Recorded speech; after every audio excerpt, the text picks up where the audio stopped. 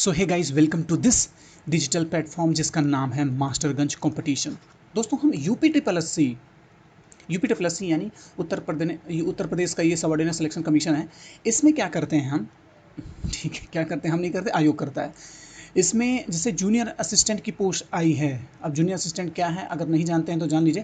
Junior assistant की post जो clerical grade के जितने भी होते हैं वो सारे होते हैं। उसमें 3 टाइप की पोस्ट आ चुकी हैं। ठीक है, 3 टाइप की पोस्ट आ चुकी हैं, जिनमें से कुछ लोगों को शॉर्टलिस्ट किया हुआ है ये 2022 के पेट से। पेट अब क्या था, पेट थोड़ी हम डिस्कस करेंगे। और ही साथ साथ इसके साथ स्टेनो के भी पोस्ट आती हैं, स्टेनोग्राफर आप जानते हैं। तो मेरे कहने का मतलब है, हम पी वाई क्यू को कर रहे हैं। पी वाई क्यू को कर रहे हैं एक साथ। हम लोगों ने पजल करके क्वेश्चन को कर लिया था आगे पीछे करके। अब हम चैप्टर वाइज कर रहे हैं। तो ये हमारा दूसरा चैप्टर है, विराम चिन्ह। इसके पहले दूसरा कुछ था हमारा, वर्ण और ध्वनि पे आधारित था, वर्णमाला पे आधारित था। ये विराम चिन्ह पर था। है। तो अब इस क्वेश्चन को कर रहे हैं। देखिए, एक्चुअली क्या है, आने वाले एग्जाम के लिए सबके लिए इंपॉर्टेंट है बराबर रूप से। जो भी यूपी ट्रिपल एस सी के थ्रू एग्ज़ाम होता है, अगर पी वाई क्यू नहीं देखेंगे तो आप एग्ज़ाम में अच्छे से परफॉर्मेंस नहीं दे पाएंगे। ठीक है, और ऐसा नहीं है कि मैं 1963 या 1995 या 90 का हम करवा रहे हैं। ये 2-4 साल 5 साल जो है उसी पे करवा रहे हैं। ठीक है, कहीं से भी कोई भी क्वेश्चन आ सकता है, इस बात का आपको इल्म रहना चाहिए, इस बात का विश्वास के साथ अब आप हमारे साथ जुड़े रहें। और जो भी बच्चे हैं या जो जूनियर असिस्टेंट के अभी 2023 वाले भरे हैं या उसके पहले 22 वाला है, या स्टेनो का जो अभी भरा है या दोनों भरा है, शॉर्ट लिस्ट हुआ है, उसके लिए तो भाई रामबाण की तरह काम करेगा। क्योंकि 30 नंबर का है, 30 मार्क्स का है ये जो हिंदी का जो टॉपिक है, हिंदी परिज्ञान एवं लेखन योग्यता, उसी के अंतर्गत ये सारी चीज़ें आती हैं। तो चलते हैं, करते हैं, जो भी टॉपिक मिलेगा देख लेंगे, बाकी देखा जाएगा। तो चलिए हम प्रश्न को अभ्यास के रूप में देखते हैं, पीवाईक्यू को। ठीक है, ये हमारा प्रश्न है। हम यूथ कंपटीशन टाइम एक बुक आती है, आपने थंबनेल या पोस्टर पे आप देखा ही होगा आप लोगों ने। उसी ये इनका कंपाइलेशन बहुत अच्छा है, एक विधिवत तरीके से, एक समग्र रूप से समर्पित ये पुस्तक है, उसी को हम कर रहे हैं। ठीक है, अब चलते हैं प्रश्न संख्या 1 पर। किस वाक्य में उचित विराम चिन्ह प्रयुक्त हुए हैं, बताइए। क्या तुम कल मुझसे मिल सकोगे? अजी, क्या ऐसा हो पाएगा?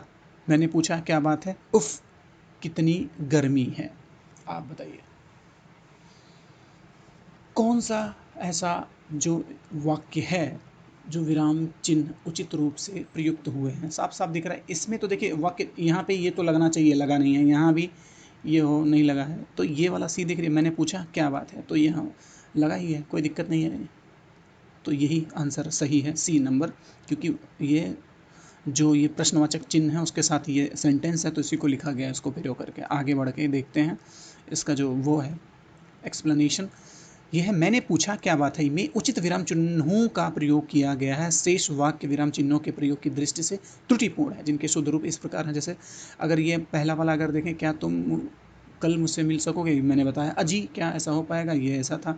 उफ़, कितनी गर्मी है, इस टाइप का। उफ़ में ये विस्मयादि बोधक चिन्ह है, ये इसमें विस्मयादि बोधक चिन्ह होना चाहिए था। बाकी सब सही है। अगले प्रश्न की ओर हम बढ़ते हैं। हाँ, ठीक है।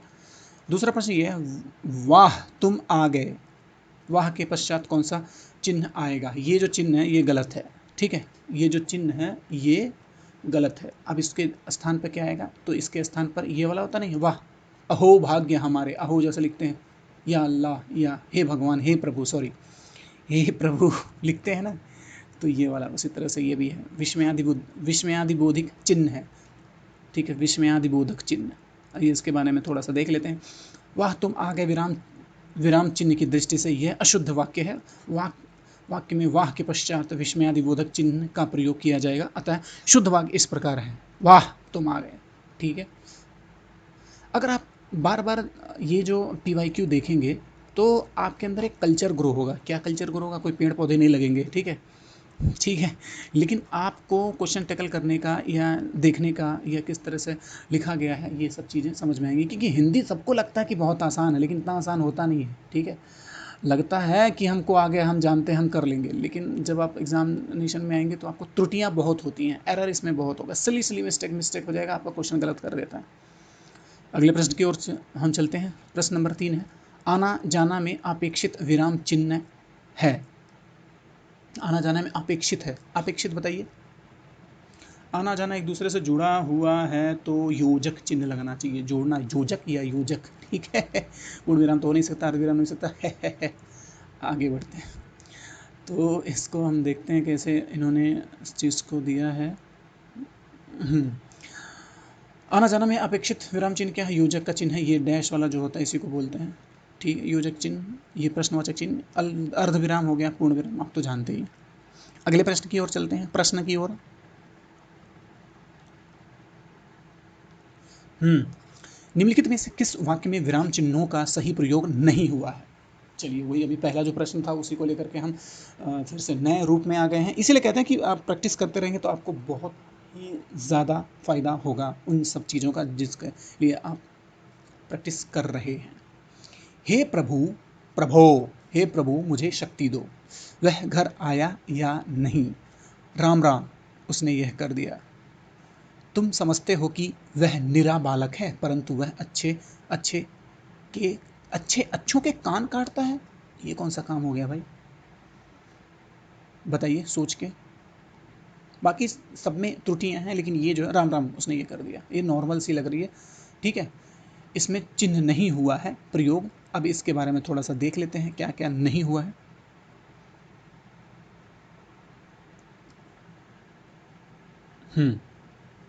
राम राम ये होना चाहिए, उसमें क्या किया है, ठीक है, राम राम उसने ये कर दिया, ये होगा राम राम उसने कर दिया। विराम चिन्हों का प्रयोग नहीं हुआ है, शेष वाक्यों में विराम चिन्हों का सही प्रयोग है। विराम चिन्ह, ठीक है, ये वाला देखा।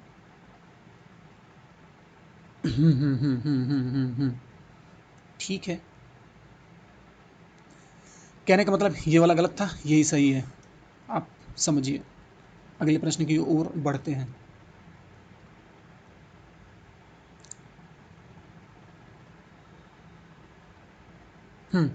पांचवा नंबर है, विराम चिन्ह के प्रयोग की दृष्टि से अशुद्ध वाक्य बताइए। विराम चिन्ह की प्रयोग की दृष्टि से अशुद्ध वाक्य बताइए। पांचवा प्रश्न है, बस हो गया, रहने दीजिए, ऊंच नीच, अमीर गरीब समाज की विभाजक रेखाएं हैं। क्या आप पटना के रहने वाले हैं? वह, वाह तुम्हारे क्या कहने, बहुत ऊपर तक जाओगे। बताइए, ठीक है, तो यही सही है, वाह तुम्हारे क्या कहने, बहुत ऊपर तक जाओगे, अशुद्ध है ये वर्ड। अब इसमें क्या दिया है देख लेते हैं। दिए गए वाक्यों में विराम चिन्ह के प्रयोग की दृष्टि से अशुद्ध वाक्य, वाह तुम्हारे क्या कहने, इतना है, बहुत ऊपर तक जाओगे, इसका विराम चिन्ह की दृष्टि से शुद्ध रूप इस प्रकार को, वाह तुम्हारे क्या कहने, यहाँ भी होगा, तुम बहुत ऊपर तक जाओगे, ठीक है, यहाँ पे भी लगेगा। अगला प्रश्न, विराम चिन्ह के प्रयोग की दृष्टि से निम्नलिखित में से कौन सा वाक्य सही नहीं है? छठवां नंबर प्रश्न है।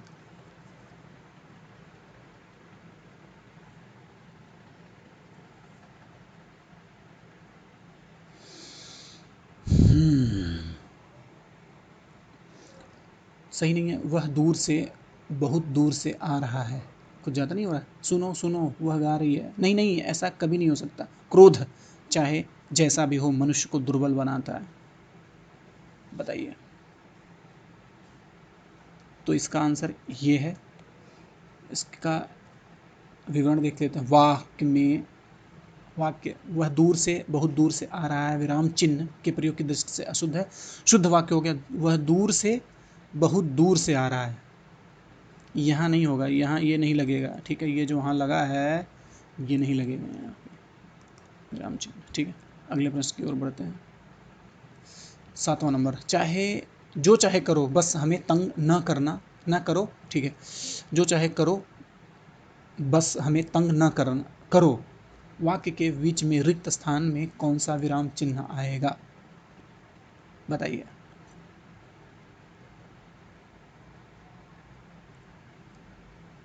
की कमी, इस प्रश्न में अर्ध बीमारी है अर्ध विराम की कमी है। इसका विवरण देख लेते हैं। जैसे अगर हम बोलें कि दिए गए बी आंसर, ठीक है, दिए गए वाक्य में रिक्त स्थान की जगह पर अर्धविराम का चिन्ह का प्रयोग होगा। अर्धविराम चिन्ह का प्रयोग वहाँ किया जाता है जहाँ पूर्ण विराम की अपेक्षा कम देर और अल्प विराम की अपेक्षा अधिक देर रुकना होता है। चाहे जो चाहे करो, ठीक है, बस हमें तंग न करो। करो, अरे ठीक है।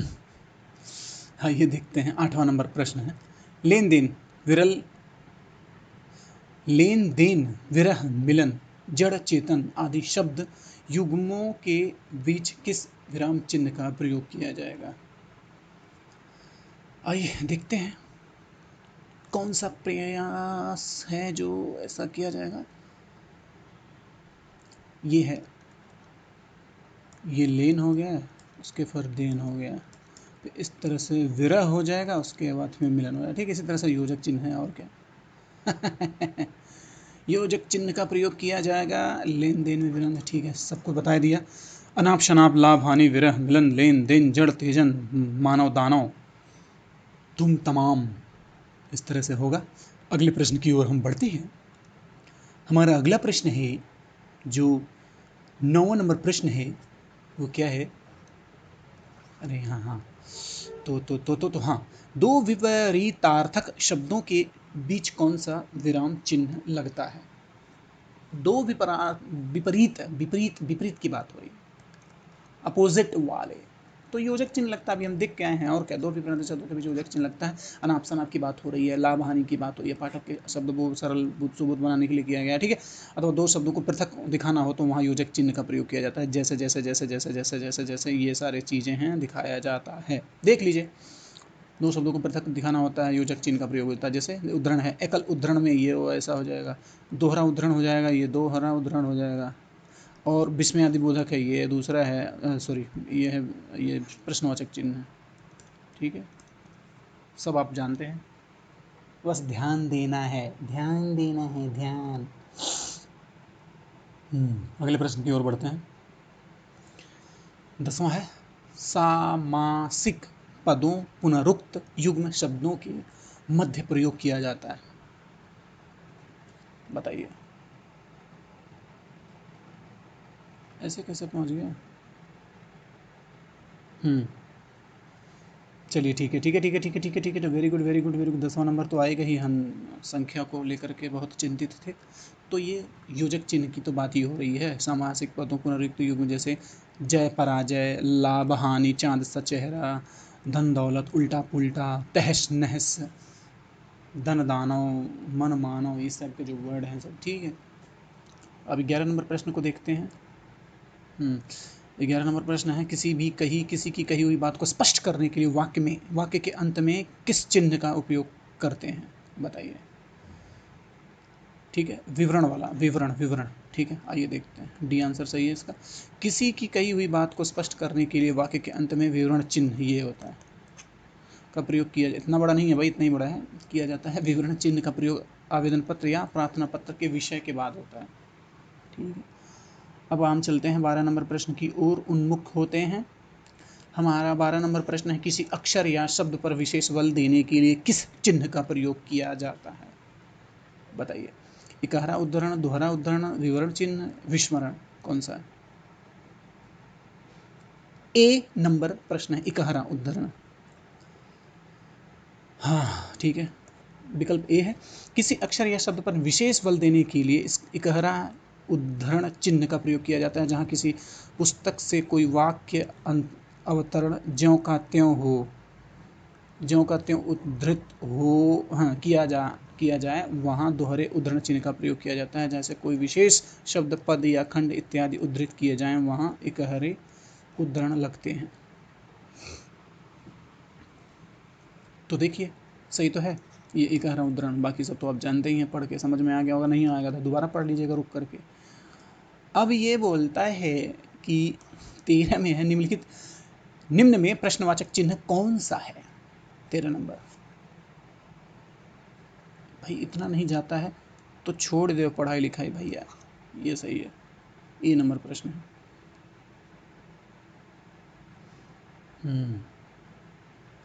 सबको पता है ये विस्मयादिबोधक चिन्ह है, उसके बाद अल्प विराम है, ये अर्ध विराम है। आइए अगले प्रश्न की ओर बढ़ते हैं। 14 नंबर प्रश्न है, माता पिता दोनों प्रसन्न थे, इस वाक्य में माता पिता के मध्य कौन सा? अरे योजक चिन्ह होगा और कितना होगा, 14 नंबर है, योजक चिन्ह ही तो होगा और क्या होगा। आइए देख लेते हैं अच्छे से, बेहतर चीज़ों को समझ लेते हैं। माता पिता, योजक चिन्ह का प्रयोग किया जाता है, इसका पुनरुक्त या हाँ, इसका प्रयोग सामासिक पदों या पुनरुक्त और युग्म शब्दों तथा द्वित्व शब्दों के मध्य किया जाता है, यथा माता पिता। दूसरा है अल्प विराम वाला है, सबको पता ही है, थोड़ी देर ठहराव के लिए। अर्ध विराम जो होता है ये वाला अर्ध विराम है। निदेशक चिन्ह ये होता है, छोटा सा डैश जैसा होता है, इसका प्रयोग विषय विवाद संबंधी प्रत्येक शीर्षक के आगे उद्धरण के पश्चात कथोपकथन के रूप में, कन्वर्सेशन के नाम के आगे किया जाता है। इसका चिन्ह नाम से भी जाना जाता है, रेखा चिन्ह के नाम से भी जाना जाता है। अब आइए अगले प्रश्न की ओर बढ़ते हैं। 15 नंबर है, उसने मुझसे कहा मैंने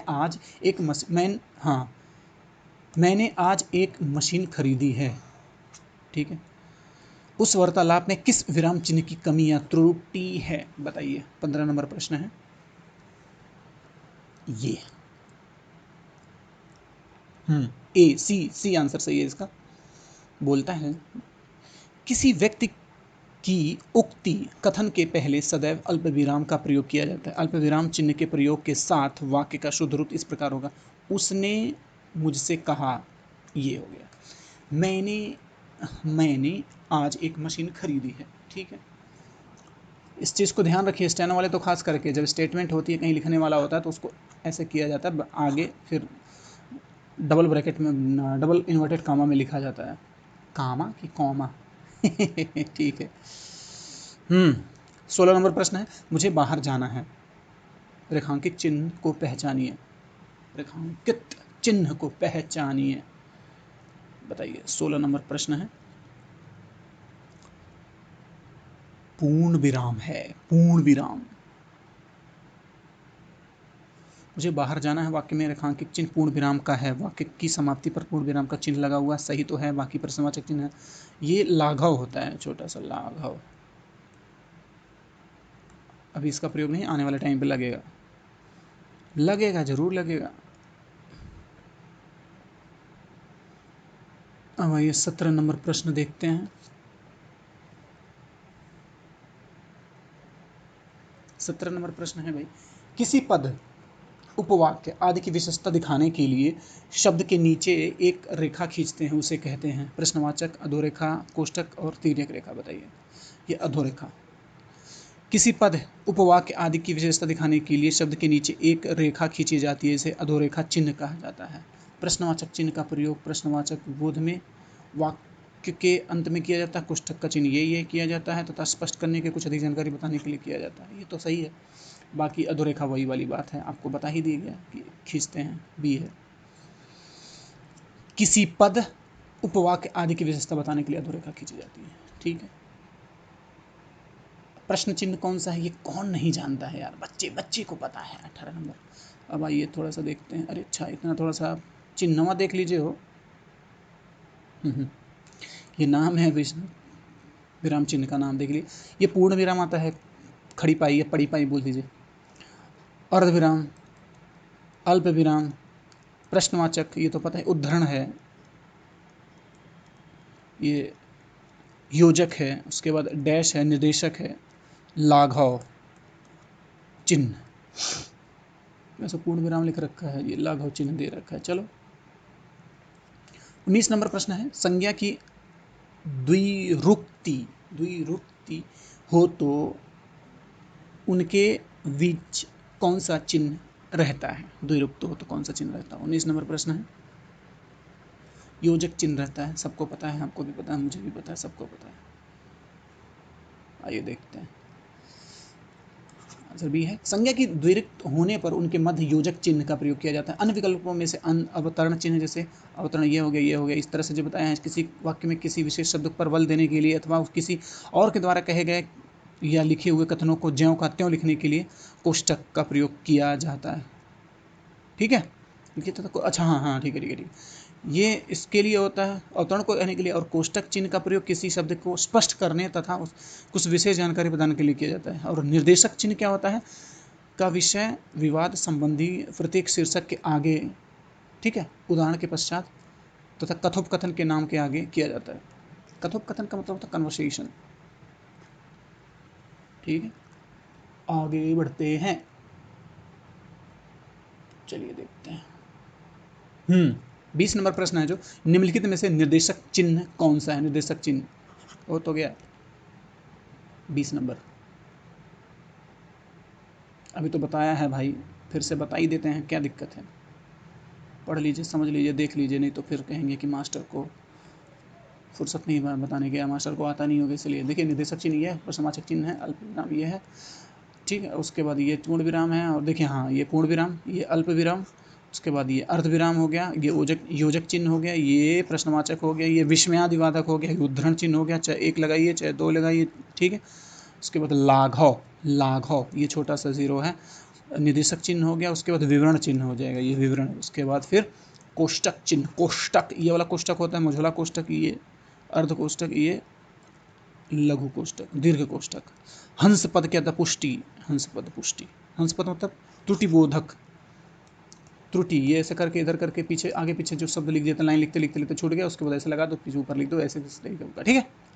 त्रुटिबोधक, ओके ओके ओके ओके। अब आइए देखते हैं, ये तो इसी पे बेस है, तो क्या दिक्कत है। अल्प विराम, अब देख लीजिए, अल्प विराम 21 नंबर प्रश्न है। अरे अल्प विराम है, वो अर्ध विराम ये होता है, ठीक है। देख लीजिए यहाँ पे आ गया, ये अल्प विराम है। एक एक कोष्ट, ये एक जो कॉमा होता है उसको अल्प विराम बोलते हैं, कॉमा के ऊपर एक बिंदी होती है उसको बोलते हैं अर्ध विराम। उसी के साथ ये भी देख लीजिए, ये पूर्ण विराम, अर्ध विराम, अल्प विराम, ये अल्प विराम ये है, विस्मयादिबोधक चिन्ह, सब तो समझ ही रहे, उद्धरण चिन्ह है। ये त्रुटि विराम, त्रुटि विराम, जिससे अब इसके पहले क्या पढ़े थे, उसका नाम बहुत मस्त था, हंस पद, हंस पद, हंस पद, त्रुटि बोधक चिन्ह।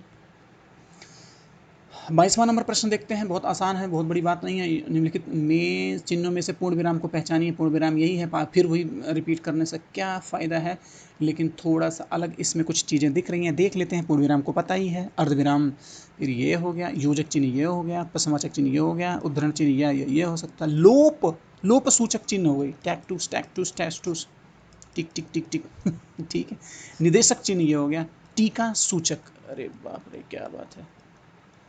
स्टार इसलिए लगाया जाता है, इसका कहीं अलग से फिर कुछ ना कुछ लिखा जाता है बीच में, ठीक है। समाप्ति सूचक, जहाँ पुस्तक समाप्त होती है तो ये लिखा जाता है, पुस्तक या कोई लेख या उद्धरण कोई भी लिखा जाता है तो लास्ट में ये लगाते हैं, ताकि यहाँ के आगे कुछ और नहीं है, समाप्त हो गया। देख लीजिए, अभी तो पढ़े हैं ये लोप सूचक, डैश डैश डैश, ये गुड़े का निशान है, लोप सूचक है। 23 नंबर लोप सूचक चिन्ह। अब चलते हैं 24 नंबर प्रश्न पर।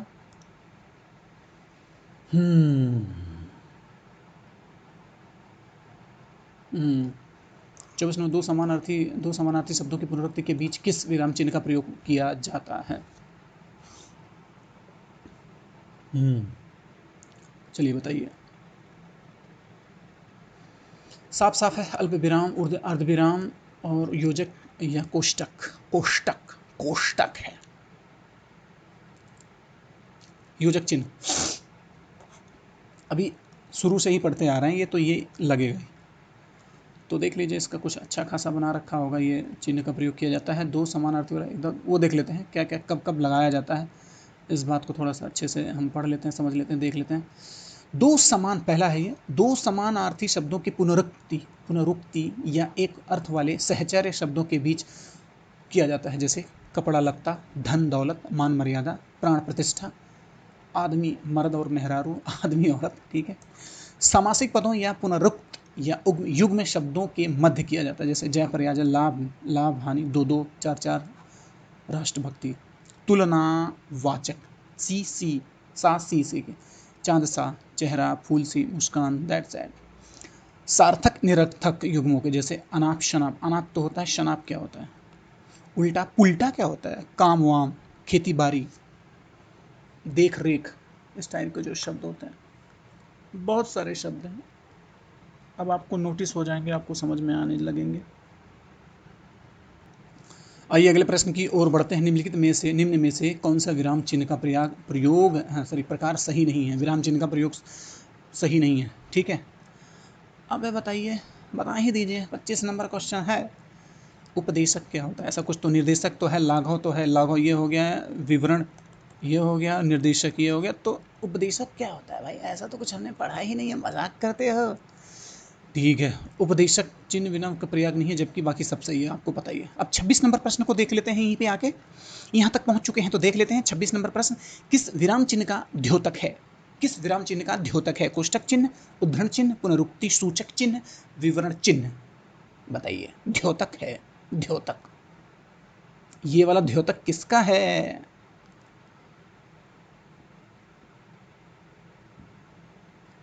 कोष्टक चिन्ह। अरे कोष्टक तो होता है ना, ये वाला हो गया कोष्टक, ये वाला हो गया। कितना है, आसान तो है, ये वाला आसान है, और बाकी सब तो नहीं आसान है, लेकिन इसको देख लेते हैं।